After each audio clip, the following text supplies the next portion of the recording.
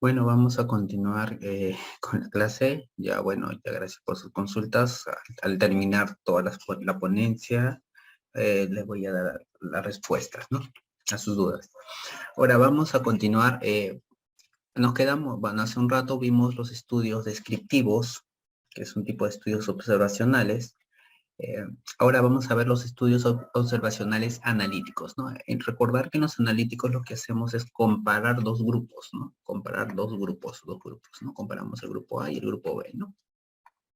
Comparamos, ¿no? Comparamos dos grupos. Entonces, aquí tenemos los casos y controles. Tenemos los casos y controles y los estudios de cohorte. Empecemos con los estudios casos y controles. Los estudios casos y controles tienen esta forma, ¿no? Imagínense que esta es la línea de tiempo, ¿no? Entonces los estudios de casos y controles son retrospectivos. Recordar que estos estudios casos y controles son retrospectivos. ¿Y a qué se refiere que son retrospectivos? Se refiere a esto, en que actualmente tenemos el efecto, o sea, nosotros partimos del efecto y lo que hacemos es buscar si este sujeto ha estado expuesto a una causa, ¿no? En este caso, la causa para este tipo de estudios es la exposición, ¿no? La exposición al factor de riesgo que queremos estudiar, ¿no? O si estuvo expuesto o no estuvo expuesto, ¿no? Entonces partimos del efecto hacia la exposición hacia atrás, recopilando información que ocurrió en el pasado, ¿ya?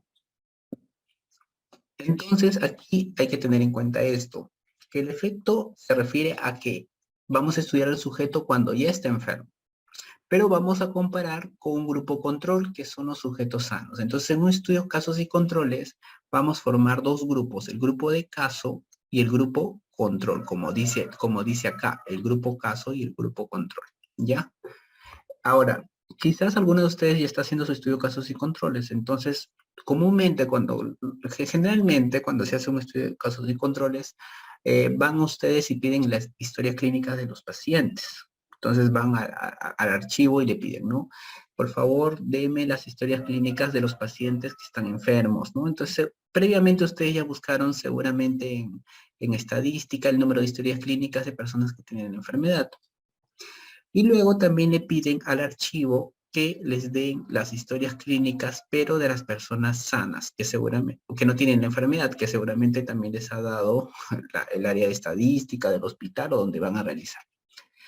Entonces, tienen el grupo enfermo y el grupo sano, y ustedes van a revisar en la historia clínica eventos pasados, sucedieron en el pasado, por eso es retrospectivos, eventos pasados, en el cual se evidencia si estuvieron expuestos o no expuestos a ese factor o esa condición que ustedes están estudiando, ¿no?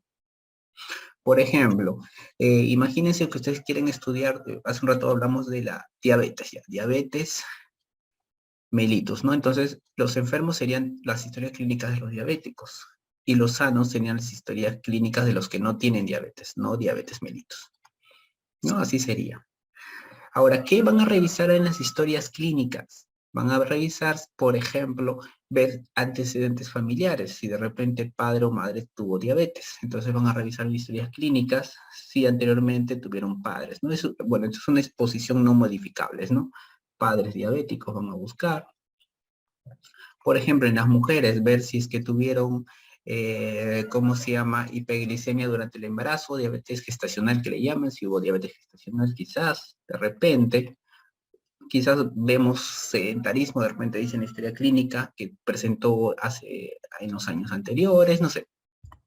Quizás hay esa información, o que dudo que haya esa información en la historia, nuestras historias clínicas, pero bueno, vamos revisando esa información.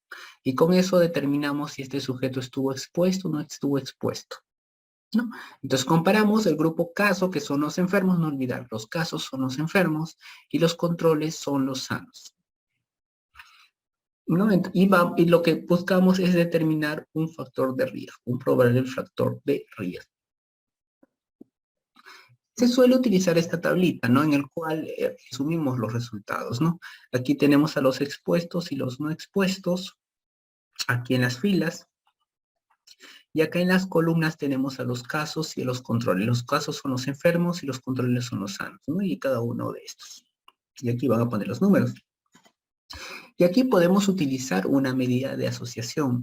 La medida de asociación usada en los estudios casos y controles es el odds ratio. El odds ratio es la medida de asociación utilizada en los estudios casos y controles. No olvidar, ¿ya? Los estudios casos y controles tenemos el odds ratio. Luego, ¿qué más? ¿Cuáles son las ventajas y desventajas de estos estudios? Ya, vamos a poner todos los de acá. ¿Cuáles son las ventajas? Vamos a poner la lupita. La ventaja de los estudios casos y controles, aquí hay que tener mucha atención porque en realidad estos estudios vienen bastante en los exámenes que ustedes dan. Y bueno, les va a servir para cuando seguramente están haciendo su tesis. Algunos que están haciendo su tesis les va a dar alguna idea, ¿no? Es muy útil para enfermedades frecuentes, es un beneficio para enfermedades poco frecuentes. Permite el análisis de varios factores de riesgo a la vez, ¿no? Por eso los estudios casos y controles se suelen titular factores de riesgo asociados a diabetes mellitus en el hospital X, ¿no? Entonces, esos son los posibles títulos de un tipo de estos estudios, ¿no? Entonces, eso también deben recordar. Entonces, permiten el análisis de varios factores de riesgo a la vez los estudios casos y controles. También son estudios de corta duración, duran muy poco. No son estudios que duran muy poco. Por eso también son fáciles de realizar. Seguramente alguno de ustedes lo va a realizar. Y son baratos también. Esos son los beneficios. ¿Cuáles son las dificultades o las desventajas? Aquí tampoco no se puede establecer la secuencia temporal. A pesar de que ustedes teóricamente saben que el efecto van a ir de atrás para adelante, o sea, van a ir del efecto a la exposición, del resultado a la exposición, del efecto a la exposición o de la enfermedad al factor de riesgo. Esa es la dirección que se van hacia atrás. A pesar de eso, no tenemos la garantía de establecer una secuencia temporal. Ya, no necesariamente podemos determinarla. Ahora, también hay riesgo de sesgos, alto riesgo de sesgo, y una desventaja es que no estiman la incidencia, tampoco no estiman la incidencia, ¿ya? Entonces, eso es un estudio casos y controles. No olvidar el diseño que presenta. Formamos dos grupos, caso, control, revisamos su historial pasado, ¿no? Cómo ha estado, si ha estado expuesto o no al factor que estamos estudiando, ¿no? Eso básicamente es un estudio de casos y controles que seguramente muchos de ustedes están realizando y han realizado. El otro tipo de estudio analítico son los estudios de cohorte. Los estudios de cohorte tienen esta lógica. Van en este orden, ¿no? Van de la causa al efecto. Ahí sí hay un orden lógico. Primero es la causa, después el efecto. No como los estudios casos y controles en el cual iban del efecto a la causa. O sea, estamos yendo hacia atrás. Y eso no es lo lógico de un estudio casos y controles.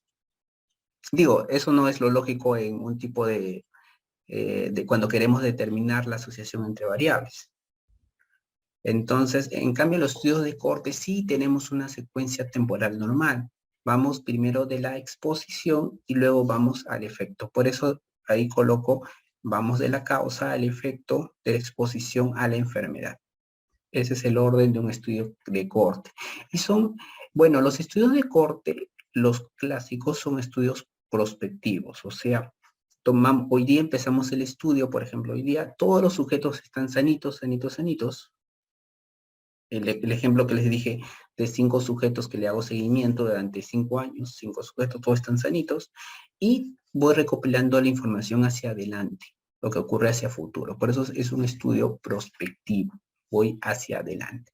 Y probablemente mida las variables varias veces, una vez, 2 veces, cada año voy midiendo la variable enfermedad, ¿no? Presenta o no presenta, cada año voy midiendo.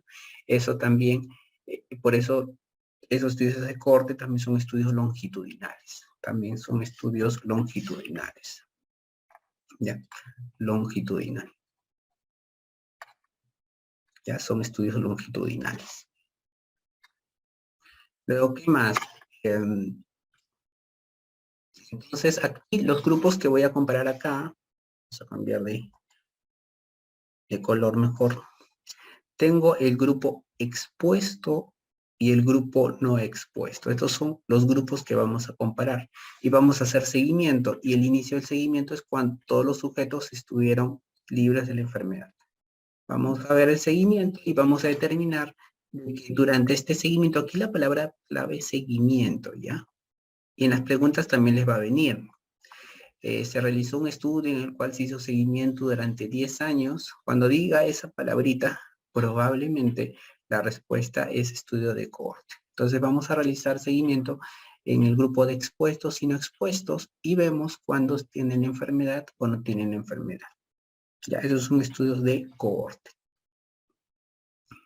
Ahora, igualito, aquí en los estudios de cohorte tenemos esta tablita en el cual podemos resumir la información que vamos a recopilar. Expuesto y no expuestos, enfermo y sano. Pero aquí lo que nos importa es medir la incidencia, porque los estudios de cohorte permiten medir la incidencia. Por lo tanto, la incidencia en expuestos, ¿cómo sería? Sería A sobre A más C. Incidencia en expuestos. ¿Y cuál sería la incidencia en expuestos? Sería B sobre B más D. Y con esta información que podemos calcular el riesgo relativo. No olvidar que la medida de asociación de los estudios de cohortes es el riesgo relativo, que es el cociente entre la incidencia en expuestos y la incidencia en no expuestos. Ya, y eso lo vamos a ver en estadística, ya, pero a mayor detalle, pero ese es el riesgo relativo, ya. Determina la asociación. Es una medida de asociación utilizada en estudios de cohorte, riesgo relativo. Incidencia en expuestos sobre incidencia en no expuestos. ¿Ya? ¿Qué es esto, no? El de arriba es incidencia en expuestos y el de abajo es incidencia en no expuestos. Ya, eso también. Luego, ¿qué más? Ventajas y desventajas de estos estudios de cohorte, ¿no? Ventaja. ¿Cuáles son las ventajas? La ventaja, una de las ventajas es que estiman la incidencia. Ya, estos estudios estiman la incidencia y esto ha sido pregunta de examen, ¿eh? No olvidar, los estudios de cohorte estiman incidencia. Son muy útiles en enfermedades frecuentes, por eso los estudios, grandes estudios de cohorte, que seguramente sus profes le habrán dicho, ¿no? Por ejemplo, de endocrino, el estudio de Framingham, que les paran hablando cada rato, ya pues un estudio de cohorte de una enfermedad frecuente. Bajo riesgo de sesgo, hay bajo riesgo de sesgo también, y hay también permite el estudio de exposiciones raras, también permite eso, es uno de los beneficios de esos estudios de cohorte. Ahora, ¿cuáles son las desventajas? Y por eso probablemente ninguno de ustedes haga un estudio de cohorte o por ahí hay alguno, pero es un poquito difícil porque necesitamos mucho tiempo, ¿no? Por ejemplo, para hacer su título necesitas esperar 10 años, ¿no? Y no vas a realizar tu estudio 10 años para sacar su título, ¿no?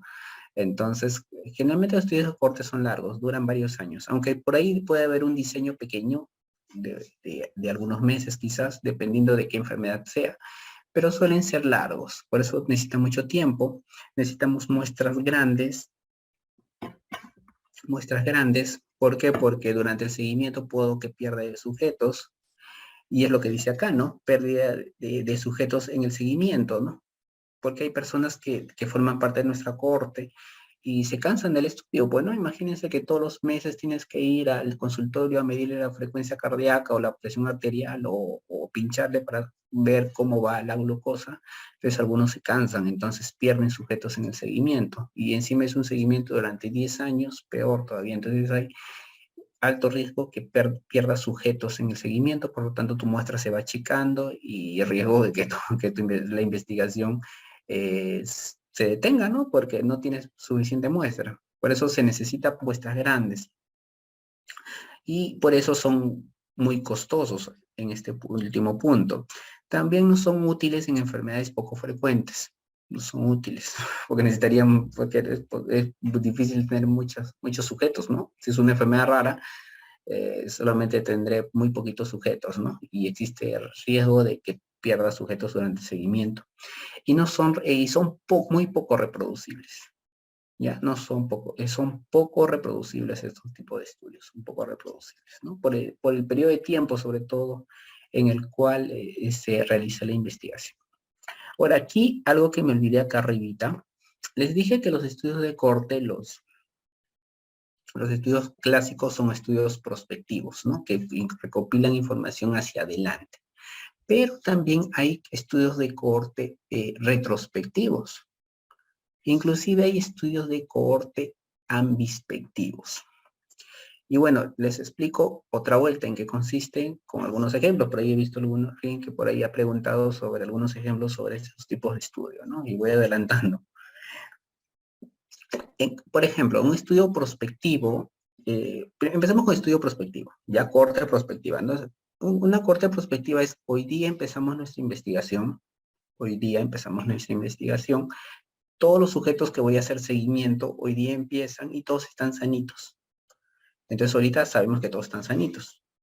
Y vamos a recopilar la información cada mes, mensualmente. Ya vamos a hacer una cohorte durante un año. Vamos a tomar información, por ejemplo, presión arterial, glucosa, hemoglobina, hematocrito y toda esa información cada mes.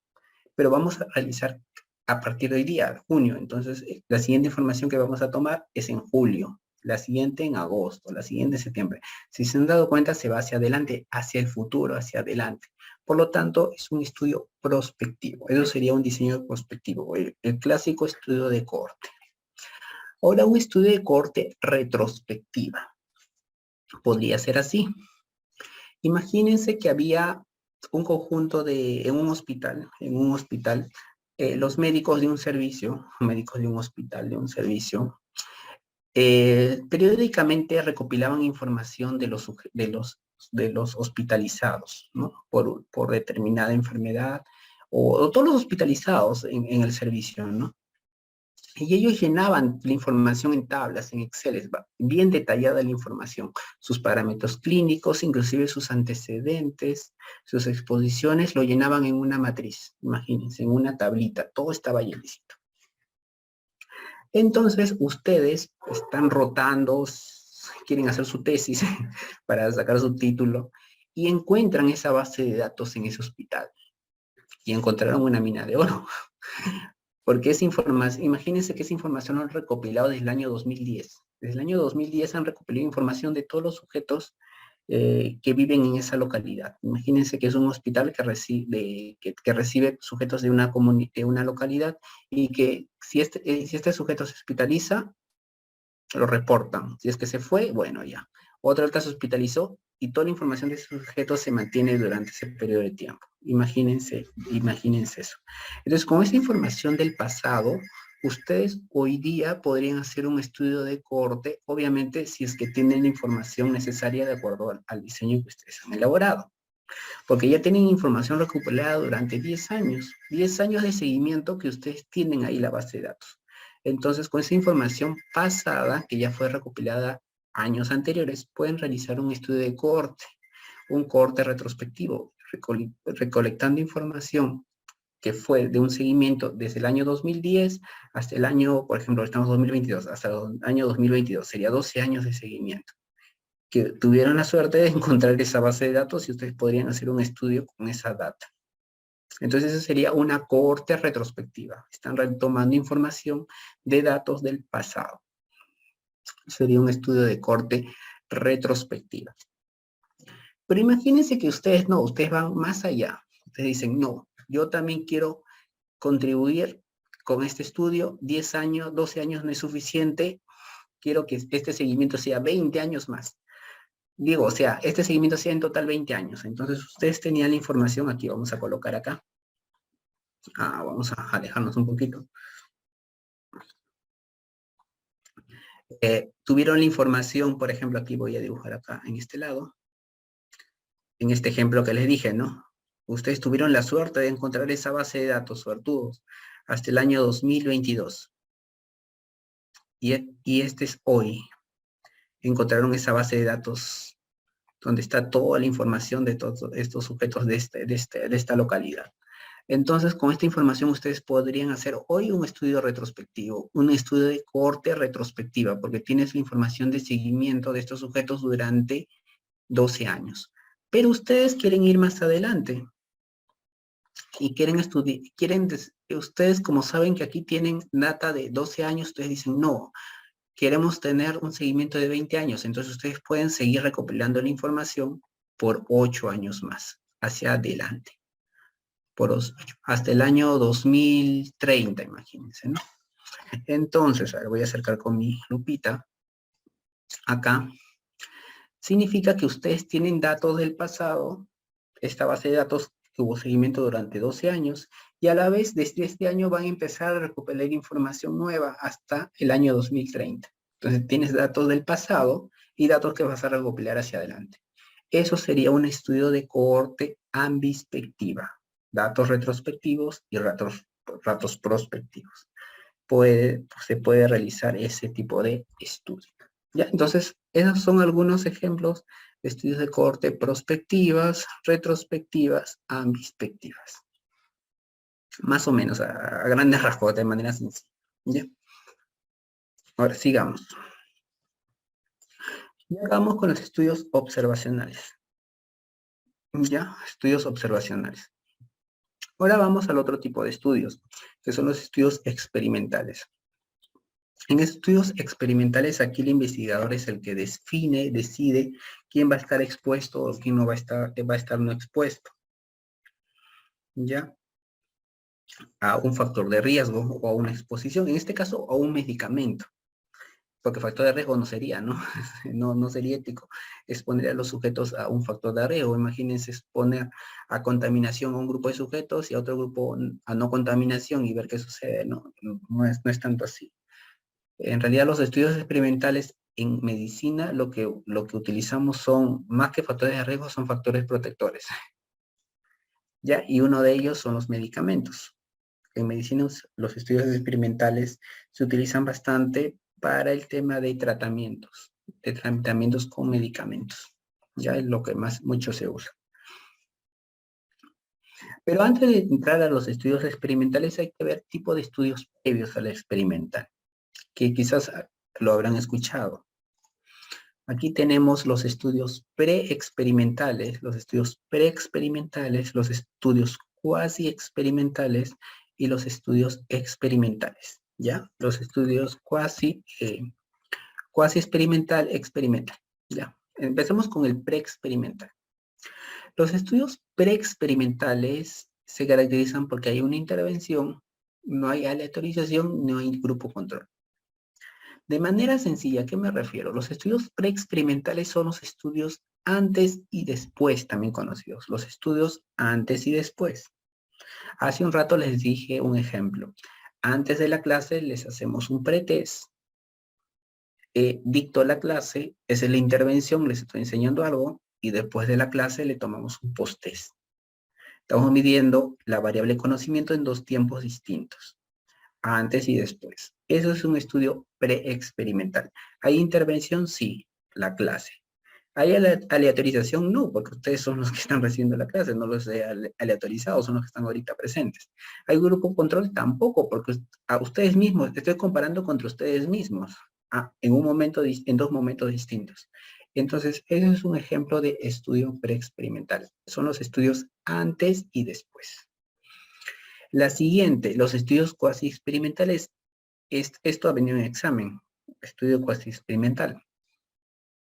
Son aquellos estudios en el cual, como dice acá en este gráfico, en este esquemita, hay una intervención, hay aleatorización o grupo control, pero no ambos.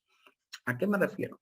Me refiero a lo siguiente, y generalmente los estudios cuasi experimentales, los estudios cuasi experimentales tienen esta forma.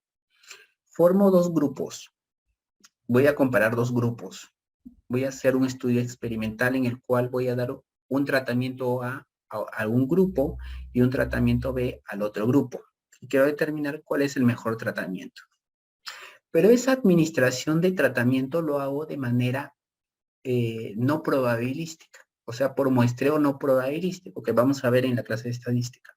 Muestreo no probabilístico, como por ejemplo muestreo por conveniencia, puede ser muestreo consecutivo. Hay varios tipos de muestreo no probabilístico. Si es que realizamos ese experimento, pero no la distribución del medicamento lo hacemos de manera no probabilística, eso es un estudio cuasi experimental. ¿Ya? Por ejemplo, ¿no? Les doy un caso. Cuando estaba en la universidad, y quizás ustedes también lo habrán hecho, ¿no? Llevábamos método 1, método 2. Bueno, si a mi profe de metodología no le gustaban los estudios descriptivos y nos prohibía, y en el método 1 teníamos que hacer sí o sí un estudio casos y controles soporte. En cambio, en método 2 teníamos que hacer experimentales para adelante. Entonces todos tenían que hacer un estudio experimental para pasar el curso. Entonces un grupo de alumnos hizo un estudio experimental. Bueno, entre comillas experimental, porque no era experimental. Les digo por qué.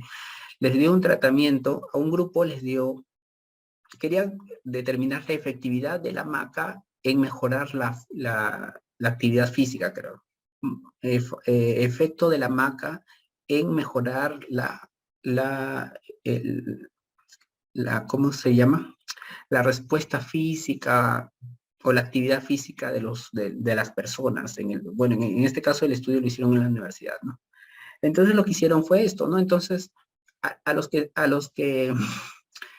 amigos o los compañeros más cercanos de este grupo le dieron maca. En cambio, a los que no eran sus amigos cercanos, no les dieron maca.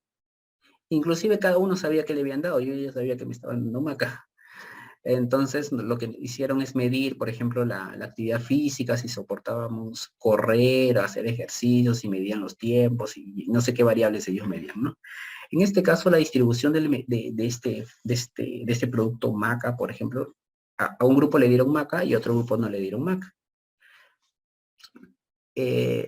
Pero esta distribución no fue aleatoria, fue porque tú eres mi amigo, tú no eres mi amigo. Bueno, no tanto eres mi compañero más cercano, tú no eres mi compañero más cercano. Eso fue el criterio. Pero no fue de manera aleatoria, fue por conveniencia. Porque sabía que mi compañero me iba a hacer mi caso y iba a comer mi mermelada con maca. En cambio, él de repente no es tan cercano a mi amigo, entonces no va a comer esta mermelada que de repente no tenía buen sabor. Entonces lo realizaron de manera no probabilística. Por lo tanto, este estudio sería un estudio cuasi experimental, porque no fue aleatorizado. Mientras que sí, los estudios experimentales sí hay una intervención, hay aleatorización y hay un grupo control. Aquí sí, voy a comparar grupos, el grupo que le doy tratamiento A y el tratamiento B, pero la distribución del medicamento sí lo voy a realizar de manera aleatoria. Inclusive tiene que haber un grado de cegamiento, que ahorita vamos a ver, ¿ya? Entonces, eso básicamente son los niveles de esos estudios, ¿ya? Que no deben olvidar, el que ha venido en el examen son los estudios cuasi experimentales. Entonces, vamos a ver. Entonces, un estudio muy utilizado en medicina experimental son los ensayos clínicos aleatorizados, ¿no? Y esto ha salido mucho a la luz con el desarrollo de las vacunas para el COVID, ¿no? Seguramente en el año 2020, por mitad, inclusive ya en la primera 15, en el primer trimestre, segundo trimestre inclusive, ya se hablaba de las vacunas que se estaban desarrollando. Entonces, en estos casos se realizaban ensayos clínicos, ¿ya? Los ensayos clínicos, lo que se busca es, lo que se realiza son dos grupos, ¿no? Se conforman dos grupos. Un grupo experimental al que le voy a dar el tratamiento nuevo o el tratamiento que quiero determinar versus el control, que bueno, clásicamente era el placebo, pero actualmente no es muy ético dar placebo, ¿no? O depende del caso, ¿no? Si es que existe ya un tratamiento estándar para estas personas o estas personas enfermas, entonces le vamos a dar el tratamiento estándar, mientras que el grupo experimental le vamos a dar el tratamiento nuevo, ¿no? Eso es lo normal actualmente, son los ensayos clínicos son así. Comparamos el tratamiento nuevo con el tratamiento estándar y vemos los efectos comparados entre esos dos medicamentos. Eso es básicamente un ensayo clínico aleatorizado. Por ejemplo, con la vacuna hicieron algo parecido, pero aquí en este caso, como no existía vacuna, ¿con qué tenían que comparar? Aquí sí era justificable utilizar placebo. ¿Ya? Entonces, aplicábamos el tratamiento en grupos distintos, distribuíamos el medicamento de manera aleatoria. Obviamente los sujetos no deberían saber qué medicamento están recibiendo. Y eso se llama cegamiento. Cegamiento. Ocultar a quién le estoy dando el medicamento. Inclusive, y estos medicamentos que les doy, por ejemplo, las cápsulas, imagínense, les voy a dar cápsulas, las cápsulas tienen que ser igualitas.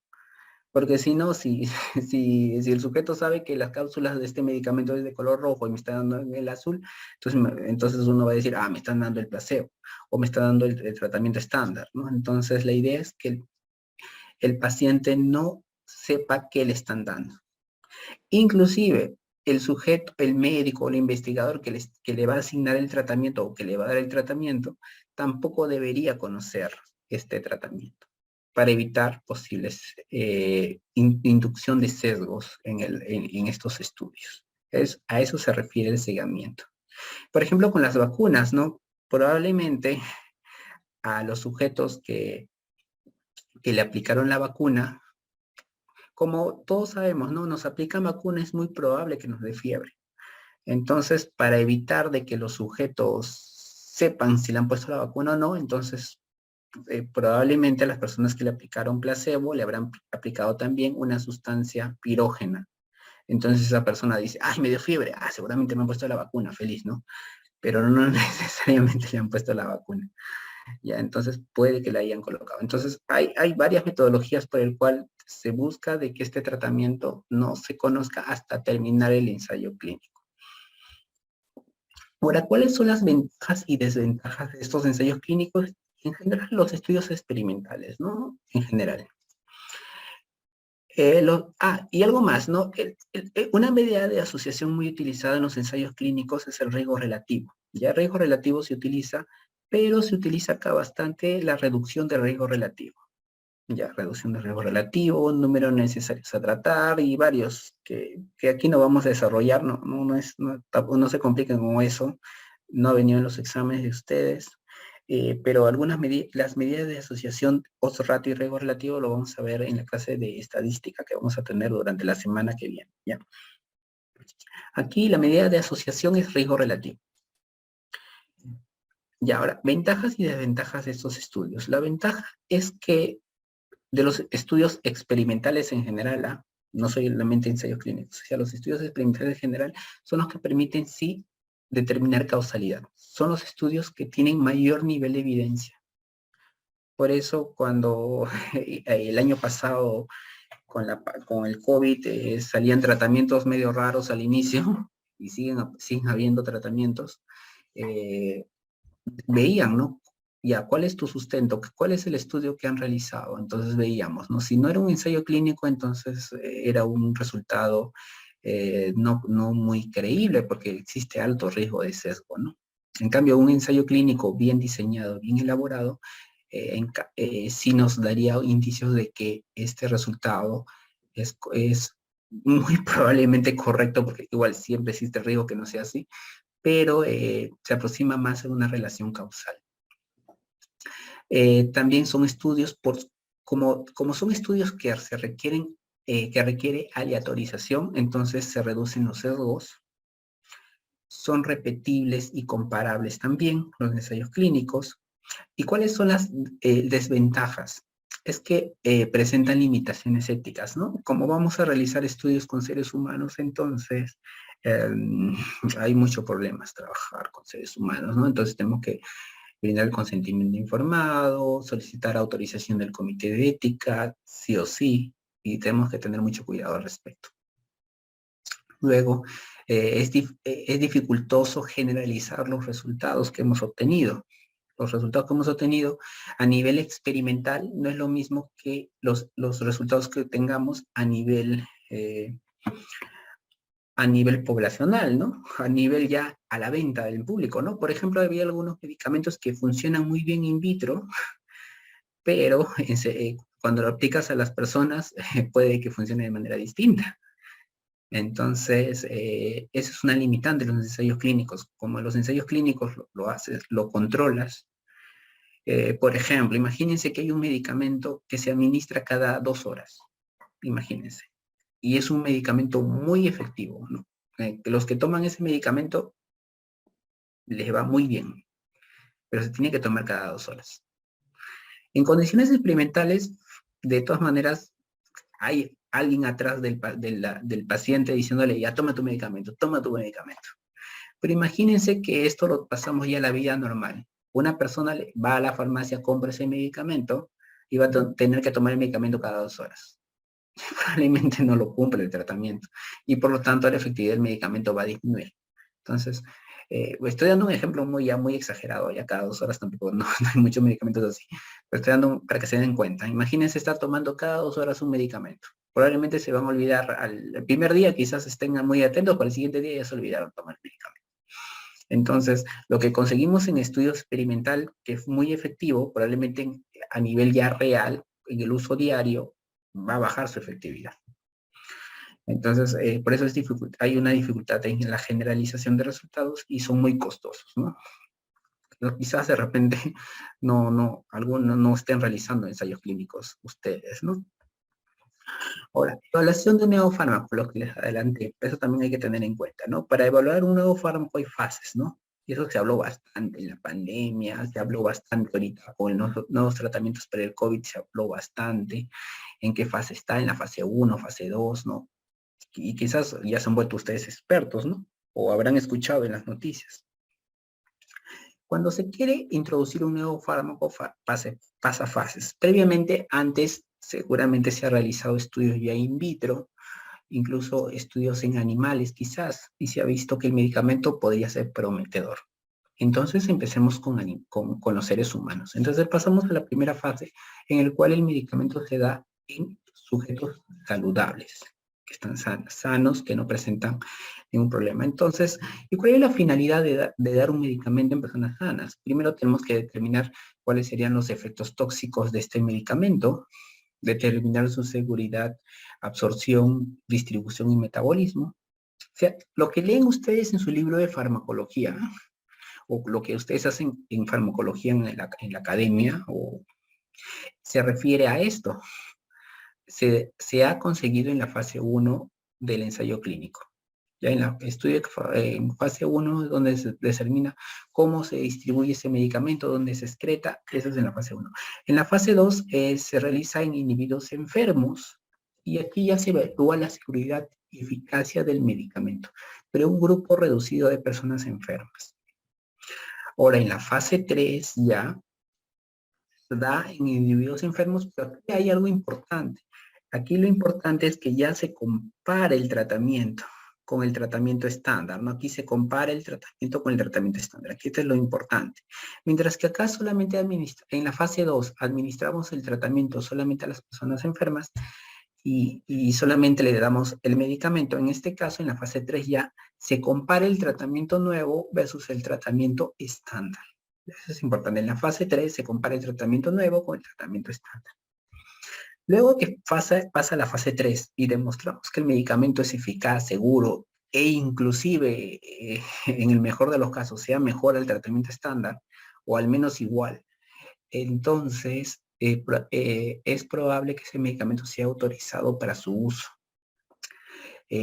Cada país tiene su regulación de autorización de uso. Por ejemplo, en Estados Unidos la FDA, en Europa la EMA, en Perú es la DIGEMIT. Si la DIGEMIT autoriza el uso del medicamento en el país, entonces ustedes pueden recetar libremente ese medicamento.